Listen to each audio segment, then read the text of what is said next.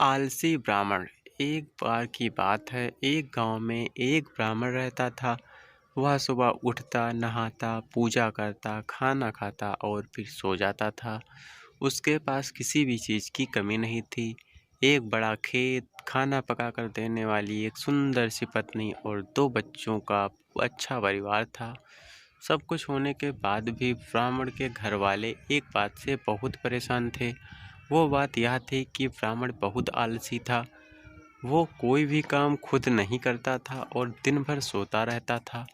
एक दिन बच्चों का शोर सुनकर ब्राह्मण जाग गया और उसने देखा कि उसके दरवाजे पर एक साधु महाराज आए हैं।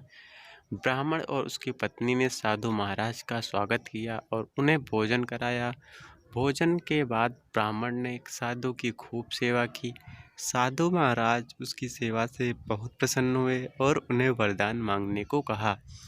ब्राह्मण ने वरदान मांगा कि मुझे कोई भी काम ना करना पड़े और मेरी जगह कोई और मेरा काम कर दे।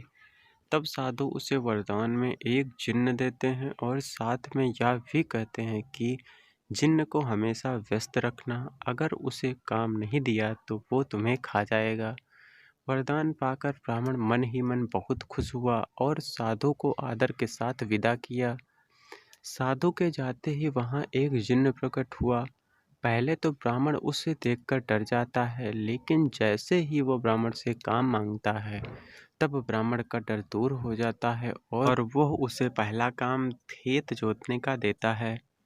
जिन्न वहां से गायब हो जाता है और ब्राह्मण की खुशी का ठिकाना नहीं रहता।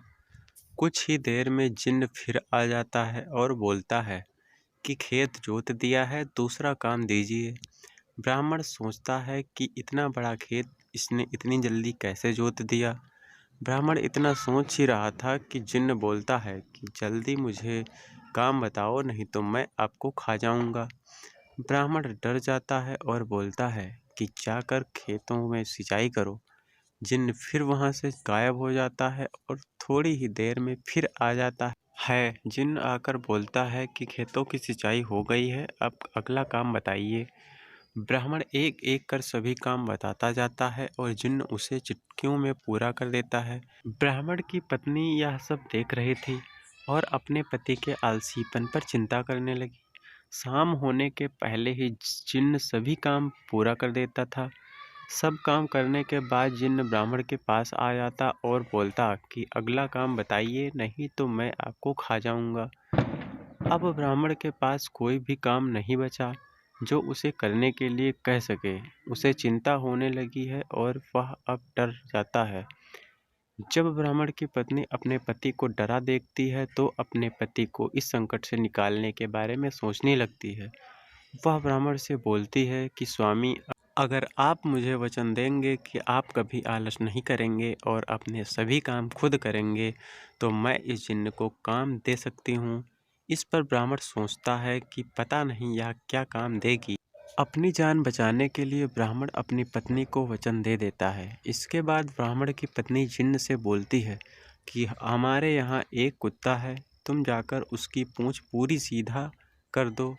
याद रखना, उसकी पूंछ एकदम सीधी होनी चाहिए। जिन्न बोलता है कि अभी यह काम कर लेता हूँ। यह बोलकर वह यहाँ से चला जाता है। लाख कोशिश के बाद भी यह कुत्ते की पूंछ सीधी नहीं कर पाता है और हार मान लेता है। हार कर जिन्न ब्राह्मण के यहाँ से चला जाता है। उस दिन के बाद से ब्राह्मण अपने आलस को छोड़कर सभी काम करने लगता है और उसका परिवार सुखी सुखी रहने लगता है। इस कहानी से हमें यह सीख मिलती है कि हमें कभी आलस नहीं करना चाहिए। आलस करने से हम मुसीबत में फंस सकते हैं, इसलिए हमें आलस छोड़कर अपना काम स्वयं करना चाहिए।